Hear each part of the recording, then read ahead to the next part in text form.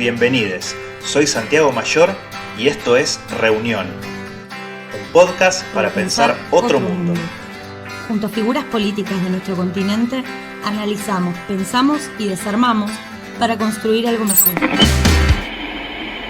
El imperialismo no es solo la Casa Blanca, el Pentágono y el Departamento de Estado o el Departamento del Tesoro. Esa institucionalidad de los Estados Unidos es la expresión política más relevante del imperialismo, pero el imperialismo tiene expresión en otros gobiernos europeos, en gobiernos asiáticos y tiene expresiones también en las élites que dominan varios de los países latinoamericanos. Jorge Arreaza es el canciller de la República Bolivariana de Venezuela. Antes, ocupó varios cargos de responsabilidad central en su país, incluido el de vicepresidente ejecutivo.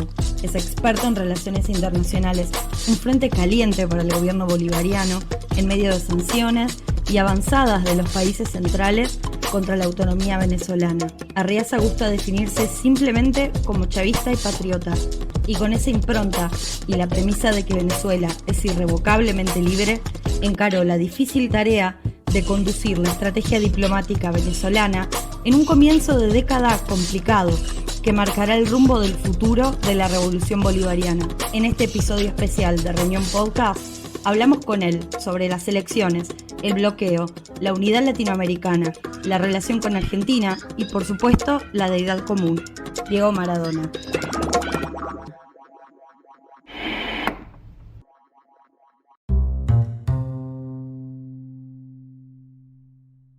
Este 6 de diciembre, el Gran Polo Patriótico obtuvo una holgada victoria en las elecciones parlamentarias. Sin embargo, fueron unos comicios donde hubo un boicot de una parte de la oposición de derecha y con una participación electoral del 31%, que ha sido más baja que la última elección presidencial de Nicolás Maduro, donde también hubo un llamado a no participar. ¿Qué evaluación hace de este triunfo en este contexto tan particular? Sí, muchas gracias, Santiago. Fíjate, para nosotros es una victoria heroica realmente, porque el nuestro es un país bajo asedio permanente, externo e interno también. En realidad es una sola fuerza que tiene expresiones fuera y dentro de Venezuela, pero una coordinación extraordinaria y que no han podido, a pesar de sus capacidades extraordinarias, derrotar a un pueblo que es aún más extraordinario que ellos. Y bueno, imagínate, obtener más del 67% de los cargos a la Asamblea Nacional es un alivio, además para los venezolanos, porque ese poder, que si bien el nuestro, como el argentino, es un sistema presidencialista o semipresidencialista, el hecho es que el poder legislativo tiene un importante rol de equilibrio, de control político y el más relevante que es el legislar. Y en el caso de esta Asamblea Nacional que surge con la Constitución del año 2000, esta es la quinta legislatura, siempre ha sido, en el caso de los revolucionarios y las revolucionarias, legislar con y para el pueblo. Pero teníamos 5 años con un poder legislativo secuestrado por la burguesía, que trató de convertirse en la plataforma interna del golpe contra Venezuela, contra el presidente Maduro, que agotaron todas las vías legales, ilegales, y ya no solo ilegales, sino la contratación de mercenarios, etcétera, para desestabilizar el país, para asesinar a su liderazgo. Se robaron activos, se robaron millones y millones de dólares de divisas, pues, de los venezolanos y las venezolanas. Así que para los venezolanos es un gran alivio y tranquilidad saber que los 5 poderes, que en Venezuela no son 3, los poderes públicos son 5, incluye el poder electoral y el poder ciudadano, pero el legislativo, que es fundamental, va a estar en manos de voceros y voceras del pueblo y va a cumplir con su función libremente y de acuerdo a la ley. El tema de la participación en las elecciones en Venezuela es muy diverso.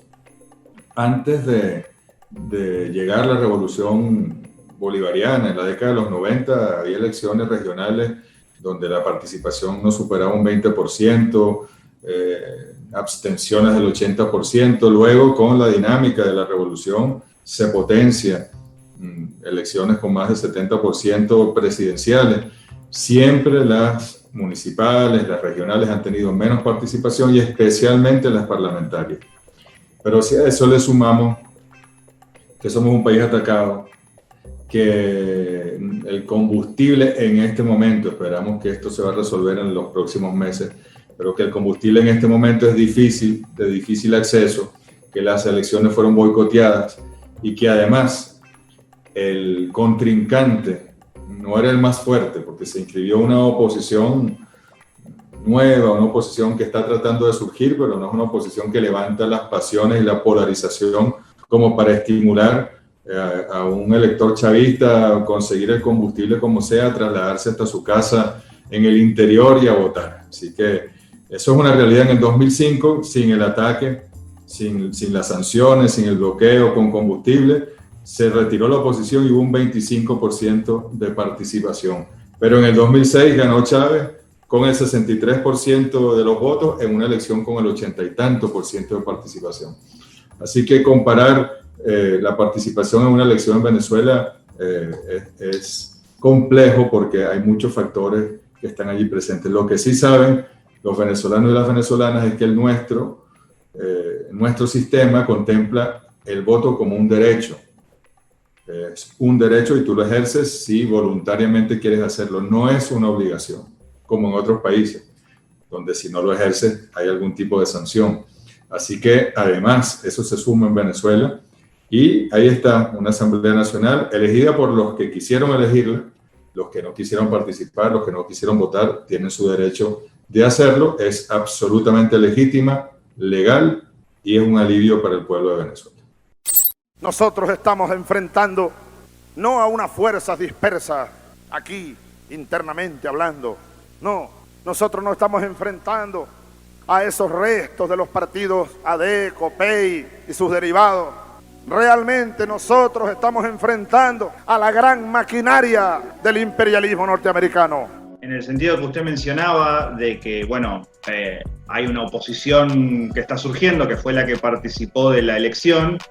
Hay otra oposición, quizás más conocida fuera de Venezuela, por lo menos que ha tenido más difusión en los medios de comunicación, que ha boicoteado los comicios y que mantiene una política, una decisión de no resolver las diferencias por la vía electoral. ¿Cómo están evaluando desde el gobierno llevar adelante el vínculo con esos sectores de la oposición? O qué vínculo se puede llevar adelante con ellos, y sobre todo, qué puede llegar a pasar de aquí a enero cuando tengan que asumir los nuevos parlamentarios y parlamentarias y deban retirarse quienes hoy están ocupando las bancas de la Asamblea Nacional. Bueno, primero, considera que nosotros estamos en un diálogo permanente con todos los sectores, incluyéndolos a ellos. Este año, el propio presidente Maduro se reunió en 2 oportunidades con todos los voceros de la oposición en toda su gama, desde la más extrema a un representante de Juan Guaidó hasta esta oposición que participó en las elecciones. Ahí hubo compromiso de participar. Luego Jorge Rodríguez, que era nuestro ministro de Comunicación y el jefe de la delegación tradicionalmente de Diálogo de Venezuela, se reunió, si no te miento, más de 40 veces con distintos grupos de oposición, y de esa oposición extremista, donde está Voluntad Popular, donde está Acción Democrática, donde está otros, Primero Justicia, Un Nuevo Tiempo, y se logró llegar de nuevo a una serie de acuerdos y pasos. Luego esto fue decantando, porque esta oposición extremista está muy interferida, por decirlo de alguna manera, pudiésemos decir controlada por Washington, el Departamento de Estado.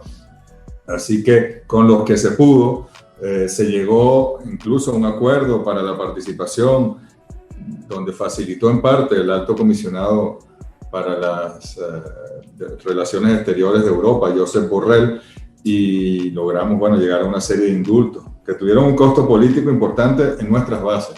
No crean ustedes que nuestras bases reciben con alegría un perdón absoluto a quienes trataron de matar al presidente con unos drones, a quienes estuvieron al frente de un golpe de Estado el 30 de abril del año pasado, quienes han tratado de incendiar el país con violencia. Sin embargo, bueno, se llegó a ese compromiso, el presidente Maduro cumplió, y allí pues esa parte de la oposición tradicional que aún estaba negociando, el partido Primero Justicia de Capriles y otros partidos, al final tampoco se registraron, tampoco participaron por presiones fundamentalmente. Nosotros vamos a seguir, ya estamos dialogando, o sea, permanentemente. Te digo, todos los días Jorge Rodríguez y, no sé, Henry Ramos Alú, Capriles, Manuel Rosales, Stalin González tienen comunicación y seguiremos dialogando antes y después del 5 de enero. ¿Qué puede pasar de aquí al 5 de enero? Aquí hay una comida navideña muy popular que se llama las hallacas. Bueno, vamos a comer hallacas, vamos a reunirnos en familia, a pesar de la pandemia, vamos a disfrutar y el 5 de enero se instalará la nueva Asamblea Nacional. ¿Qué puede hacer el sector más extremista dentro de la oposición ya extremista el 5 de enero? No lo sabemos, pero un poco le importa eso al pueblo venezolano. Miren, al pueblo venezolano le costó aprender a escribir el apellido de un señor que se llama Juan Guaidó. Y ese pueblo ya se le olvidó cómo se escribe, cuál es la ortografía de ese apellido. Así que para nosotros ese sector simplemente se anuló, se autodescalificó y no tenemos nada que esperar de ellos. Usted habla de una oposición interferida y efectivamente uno de los factores para el abstencionismo fue la amenaza o la efectivización de sanciones de parte de Estados Unidos para aquellos candidatos que pretendan presentarse en los comicios. Frente a ese escenario de una oposición que tiene respaldo a nivel regional con el apoyo de Colombia y de Brasil, pero que está fundamentalmente dirigida por Washington a la cabeza, en este último tiempo vivimos una transición presidencial entre Donald Trump y Joe Biden. Este cambio de gobierno puede implicar una alteración, una mejora o no de las relaciones entre Venezuela y Estados Unidos? Bueno, te lo voy a responder en dos sentidos. El primero, tenemos 21 años ya, desde el año 99 hasta el año 2020.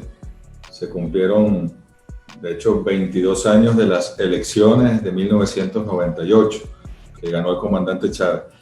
Y desde el primer día, desde el primer segundo, del primer minuto, de la primera hora del primer día, hemos estado interferidos e intervenidos por Washington y su política exterior, su doctrina Monroe.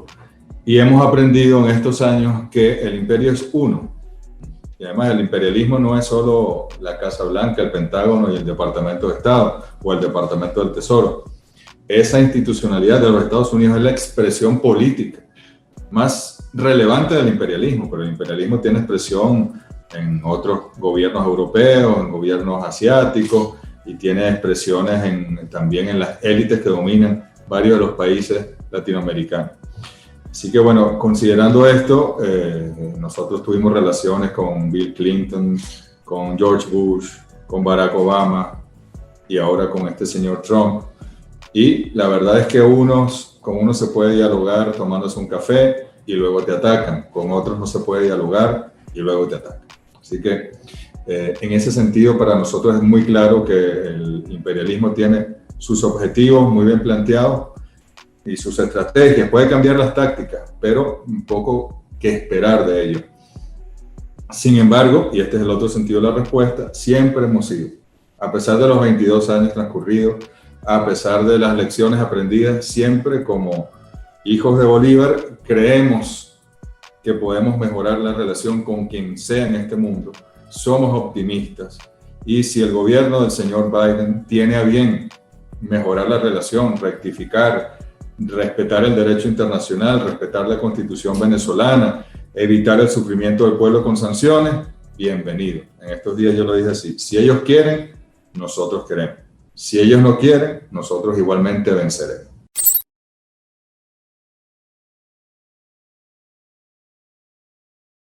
Comprometámonos todas y todos en esa lucha. Las 3 R: revisión permanente, rectificación permanente y reimpulso permanente de la revolución moral, la revolución espiritual, la revolución ética, la revolución de las luces. la revolución del espíritu.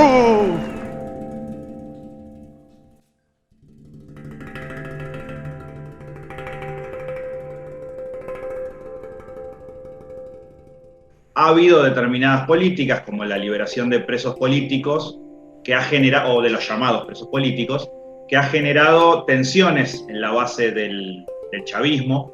También, entiendo, ha habido debates en torno a la llamada ley antibloqueo, ha habido también discusiones relacionadas con funcionarios de PDVSA, que entiendo han sido detenidos acusados de corrupción. Mi pregunta iba en el sentido de, bueno, ¿cómo ve hoy usted al movimiento chavista, al movimiento bolivariano, en relación a estos debates, estas tensiones que pueden haber surgido en el marco de una situación compleja como la que venimos charlando y la que usted viene describiendo?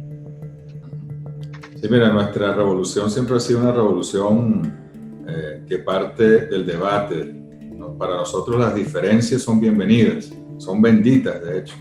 Bueno, es así como se construye, ¿no?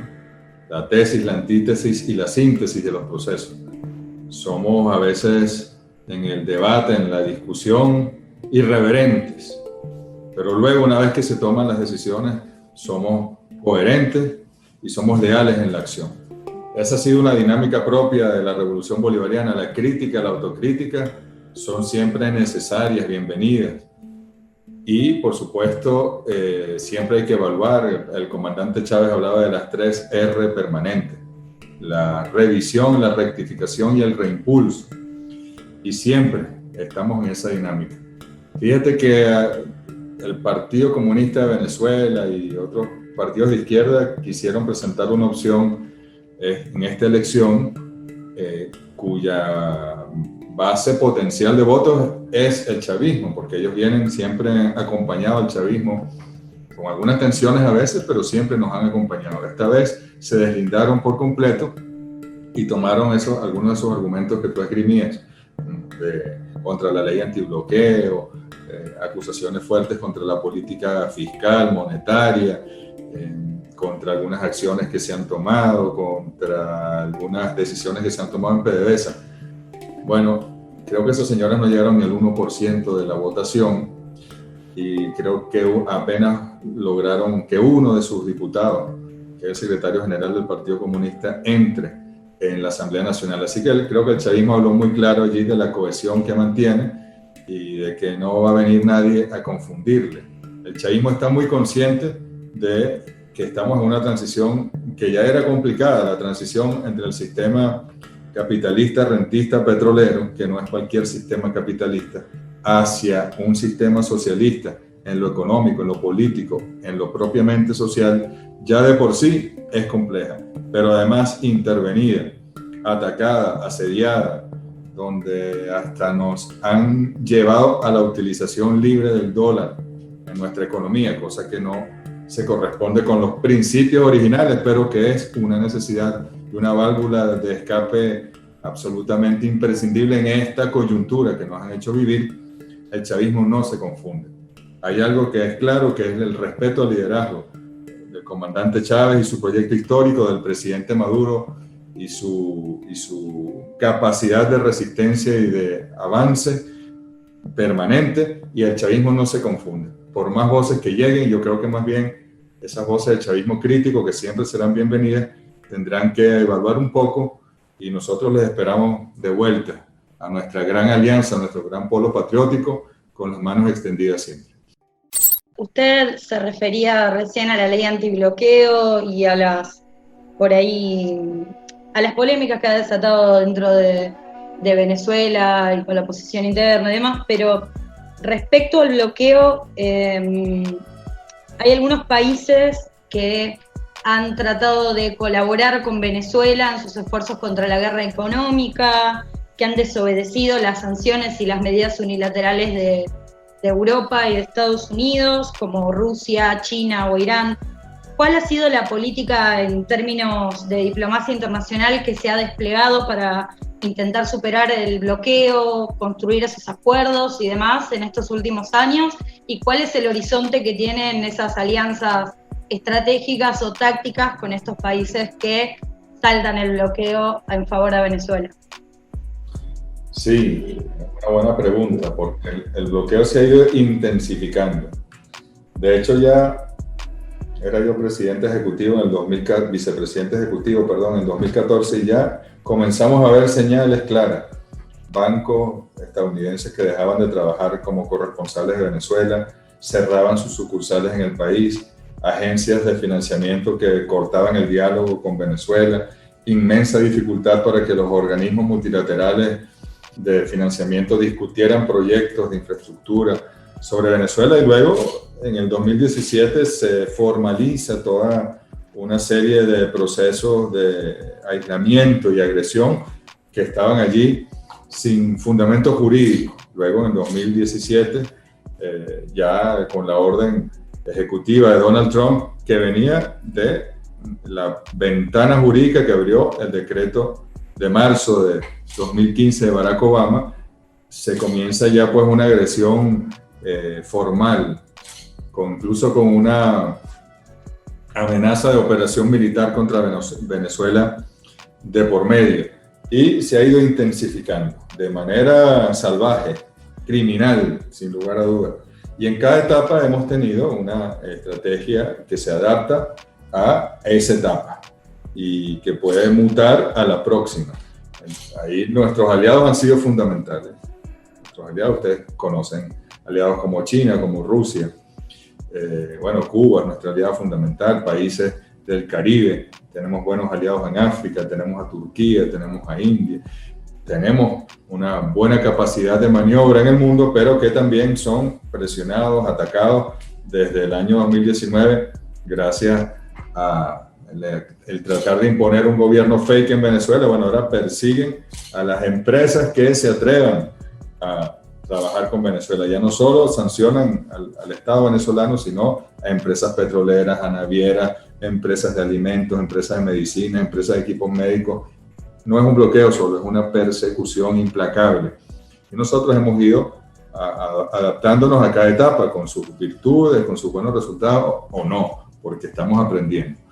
Y la última contempla esta ley antibloqueo, que fue aprobada por la Asamblea Nacional Constituyente y que le da unas herramientas de protección a la inversión, de protección incluso a la identidad de los inversores, en el proceso de negociación, de protección de los sistemas de pago que Venezuela les haría, y que flexibiliza los términos en los cuales la inversión internacional o la inversión nacional o la inversión incluso comunal de los venezolanos puede interactuar con el Estado.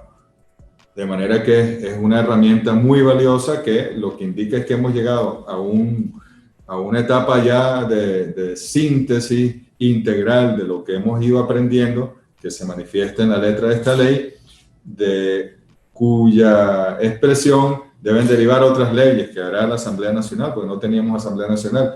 Ahora la Asamblea Nacional tendrá que desarrollar otras leyes sectoriales antibloqueo que nos permitan seguir avanzando. Es complejo, hay cosas que no les puedo decir, hay cosas que ni siquiera yo sé, ni debo saber, porque, como decía José Martí, en silencio ha tenido que ser.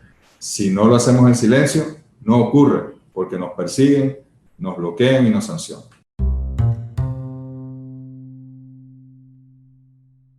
Porque quizás algunos líderes de la derecha se dejan presionar por los gobiernos de Estados Unidos para que destruyan UNASUR. Yo aspiro que los líderes de la derecha que gobiernan América del Sur tengan un poquitico de conciencia suramericana. Un poquito nada más de conciencia suramericana. Y no se presten, como se prestaron algunos líderes en el siglo XIX, a destruir el legado de los libertadores.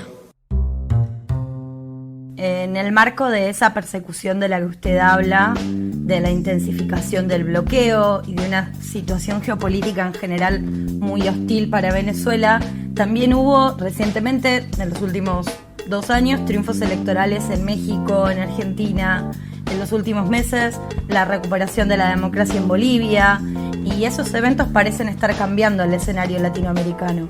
¿Cómo pueden ayudar esos procesos, sobre todo los que están más marcados por la movilización popular, a reconstruir los organismos regionales que esos países integraban y de los cuales Venezuela era un actor protagónico?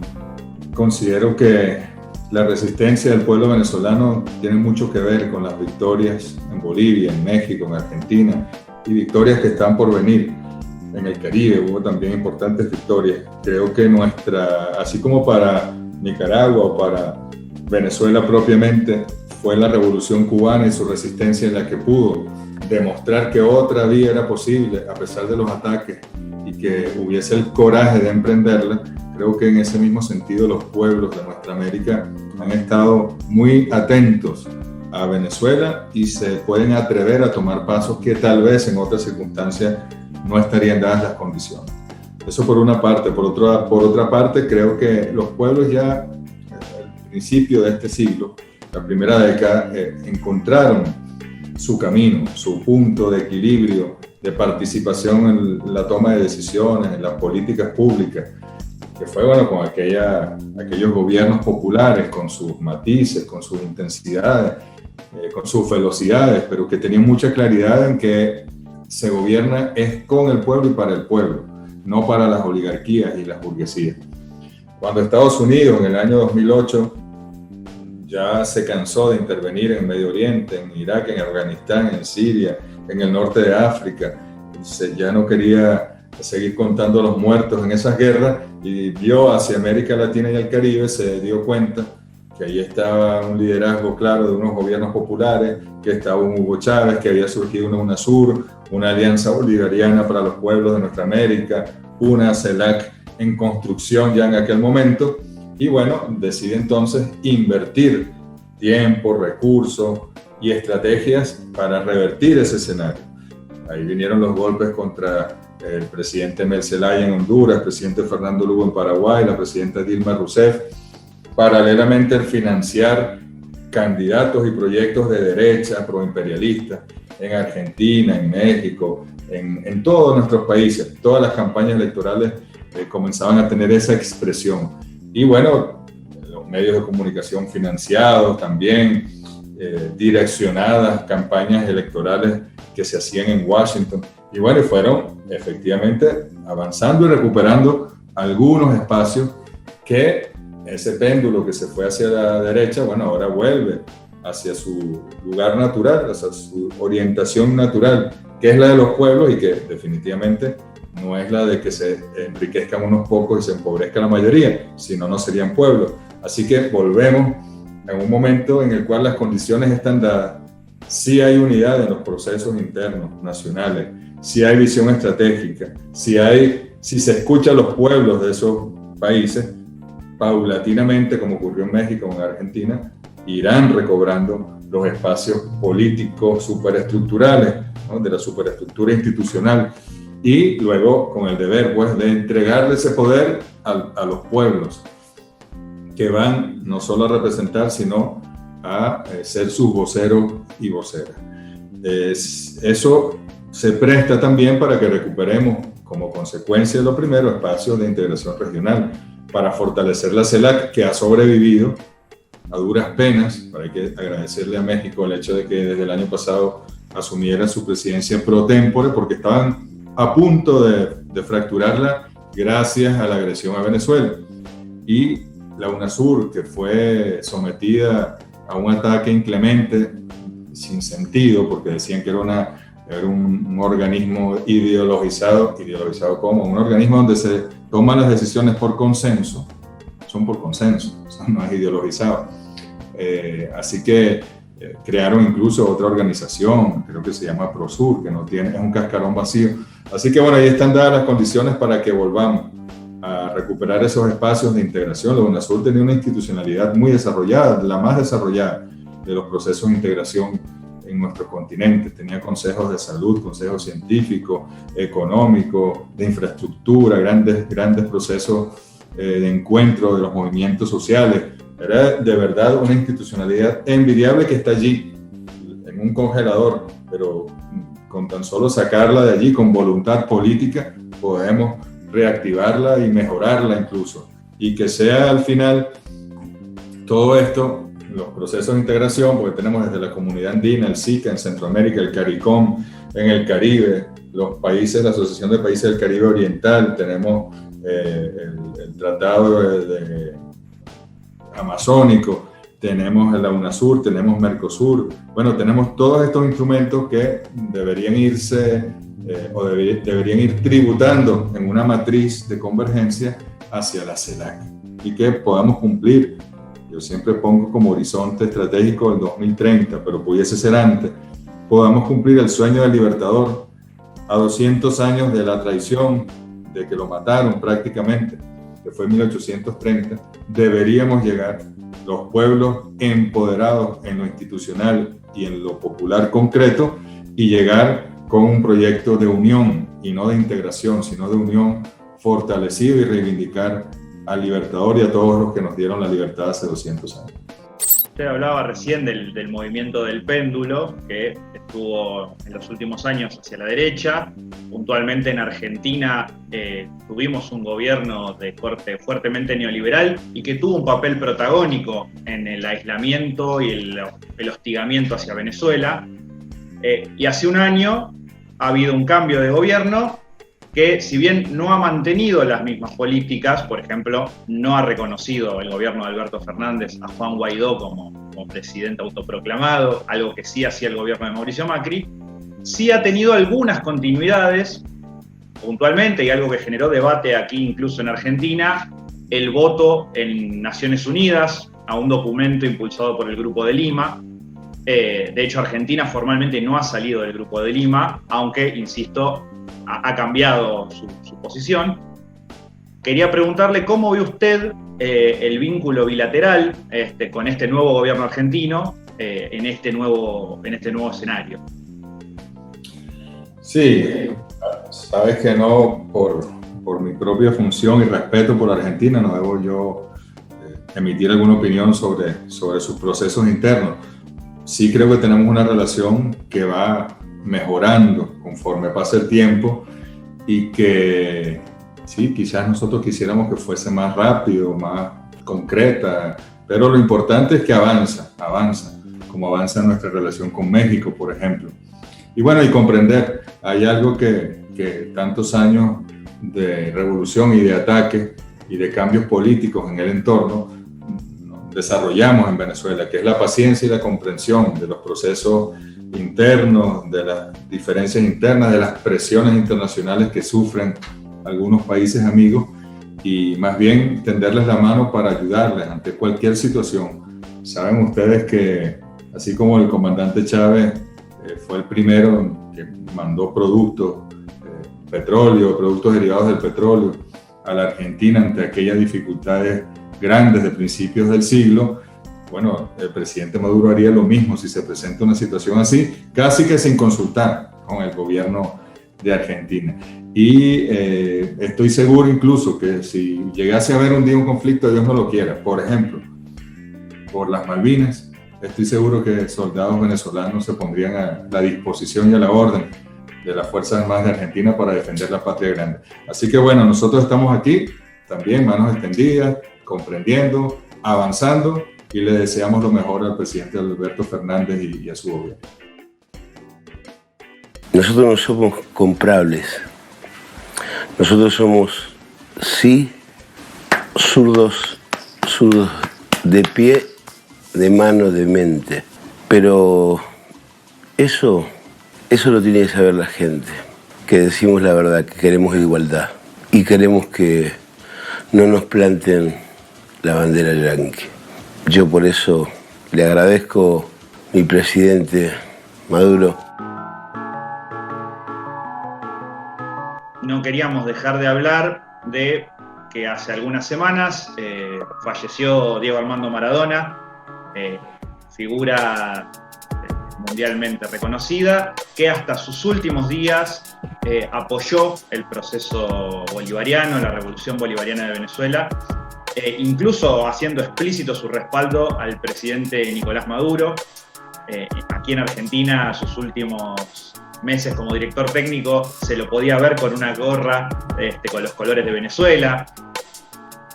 Fue sin duda una figura disruptiva en un contexto como el que charlamos a lo largo de esta entrevista, en el que Venezuela fue quedándose un poco sola. Bueno, Diego Maradona nunca dejó de apoyar el proceso. Quería conocer su opinión sobre sobre esto, ¿no? Sobre el respaldo de una de las figuras, quizás la figura deportiva más importante a nivel mundial. Sí, para nosotros, Diego Armando Maradona fue mucho más que el mejor jugador de fútbol del mundo, de la historia. Eso lo fue, pero hubiese sido insuficiente, porque al mismo tiempo, él, para nosotros, ha sido el mejor amigo que hemos tenido. Sin lugar a dudas, él siempre expresó su apoyo como hombre pueblos, así lo hemos calificado, hombre pueblos, porque Maradona no solo expresa al pueblo argentino, expresa a los pueblos de nuestra América y mucho más allá. En estos días la imagen quizás más significativa que hemos visto, después que el presidente de Francia, Emmanuel Macron, o alguno de sus asesores, le escribió una poesía allí muy bonita, dándole la despedida a Diego Armando, hermosa, por cierto, solo que tenía un párrafo muy errático, donde decía que sus encuentros con Fidel Castro y Hugo Chávez tenían el olor de la derrota. Para nosotros ese párrafo estropeó todo el escrito. Y cuando vimos al otro día, el sábado, en París, ya ese pueblo está acostumbrado a protestar desde hace 2 años y a recibir la represión como respuesta institucional de manera inclemente, y cuando vimos que en la primera fila estaba una gran pancarta con la cara de Diego Armando Maradona, bueno, dijimos, esa es la respuesta de los pueblos, porque Maradona era eso, pueblos. Y si era pueblos, no podía estar en contra de la revolución bolivariana. Nosotros podemos tener, y los tenemos, errores, defectos, somos seres humanos, no somos un gobierno perfecto, pero nosotros amamos a los pueblos, amamos a nuestro pueblo, amamos a la patria grande, y si tomamos una decisión no es para dañar nunca al pueblo, ni para obtener ganancias, ni para robar los bienes públicos, sino tratando de mejorar las condiciones de nuestro pueblo, porque nosotros somos pueblos también. Así que Maradona, siendo como era, irreverente como era, preocupado por los más humildes, con aquel corazón inmenso, que era más grande que su talento futbolístico, que es mucho decir, no tenía otra opción sino apoyar a las revoluciones populares, y lo hizo con decisión. Yo en estos días estaba viendo, que uno siempre se pone a ver cosas de Maradona, una entrevista que le hicieron a su abogado, no recuerdo yo su nombre, en un espacio de televisión que estaban desayunando. Y él estaba narrando anécdotas de Diego Armando, y estaba narrando cómo el presidente Vladimir Putin le invitó a un desayuno a las 9:30 de la mañana, y él dijo que él no se iba a poner traje a las 9:30 de la mañana, que no se ponía traje tan temprano, y no asistió, no fue. Lo dejó plantado, pero decía, si hubiese sido Maduro y le dice que tiene que ir con traje a las 6 de la mañana, Diego hubiese asistido porque él quería mucho a Maduro. Y es un amor recíproco. El presidente Maduro, quienes le conocemos, estuvo deprimido unos 3-4 días, triste, y creo que todavía está triste, porque se fue más que un hermano, se fue más que un amigo, se fue un hombre de los pueblos de nuestra América que tenía mucho que dar todavía, y se nos fue tempranamente, dolorosamente, pero bueno, lo llevamos. Yo fui a votar el domingo con, como dicen ustedes, la campera, nosotros decimos la franela de Maradona, que me la trajo un buen amigo argentino que vino como veedor, José Cruz Campagnoli, y con ella fuimos a votar como homenaje el domingo, que también se nos fue ese día un hombre que quisimos mucho, un gran líder del Uruguay, Tabaré Vázquez. Pero aquí estamos, pues, que estos compañeros que se nos van se transformen, como en la naturaleza, al menos así dicen los científicos, nada muere, todo se transforma. Bueno, se transforma en energía para las revoluciones y para los pueblos de nuestra América. Este podcast es posible gracias a la producción de María Clara Albizu, la edición de Fernando Sete, el arte de Santiago y Tomás Salinas y la conducción de quien les habla, Santiago Mayor. Hasta la próxima.